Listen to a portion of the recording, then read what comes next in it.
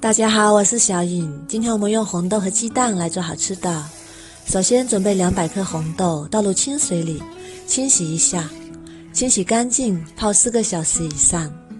这是我泡了1个晚上的红豆，像这样变得胖乎乎的就可以啦。然后清洗干净，控干水分，装入盘中。再把它倒入蒸锅中，用勺子铺均匀，铺平整，然后盖上，大火蒸25分钟。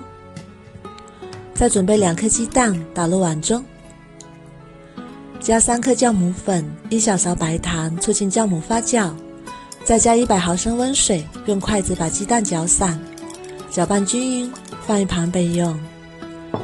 再准备300克普通面粉，慢慢倒入鸡蛋液，一边倒一边搅拌，搅拌成这种面絮状。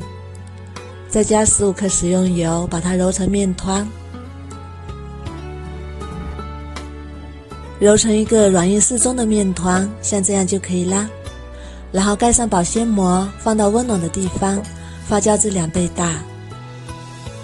再准备30克面粉，加40克热油，搅拌均匀，搅拌成稀油酥，放一旁备用。我们的红豆也已经蒸得差不多了，看一下，都已经开花了，就已经熟了。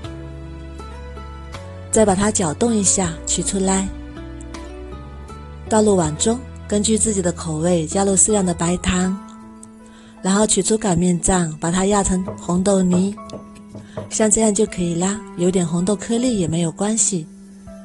手上抹点食用油，防止粘黏。再取一小块红豆馅，把它捏成圆溜溜的小丸子，像这样就可以啦。然后装入盘中备用。我们的面也已经发好啦，变得白胖胖的，里面是蜂窝状。再把它取出来，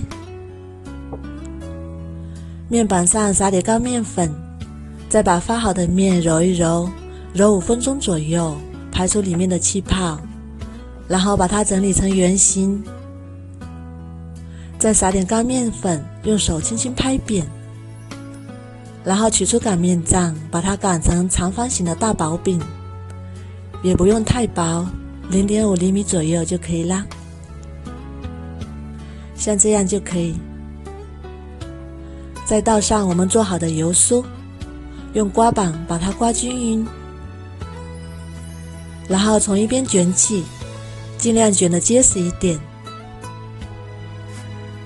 像这样就可以啦。再把它平均分割成8个小面团，然后取出一个面团，用手轻轻拍扁，再用擀面杖擀得薄一点，这样更容易包入红豆馅。再把红豆馅放在中间，收拢虎口，把它包起来，再用手捏一捏，防止露馅，像这样就可以啦。表面上刷点清水，然后沾上黑白芝麻，另一面也抹点清水，沾上黑白芝麻，再用手轻轻拍扁，然后用擀面杖再擀一下，让芝麻粘得更牢固些。这样我们的饼坯就做好啦。做好的饼坯盖上保鲜膜，再醒发至2倍大，像这样就发好啦，变得胖乎乎的，拿起来轻飘飘的。电饼趁预热刷油，放入做好的饼坯，然后打开馅饼模式，盖上焖3分钟。3分钟之后再给它放个秒，然后再盖上，再焖3分钟，然后再重复翻面，再烙2分钟，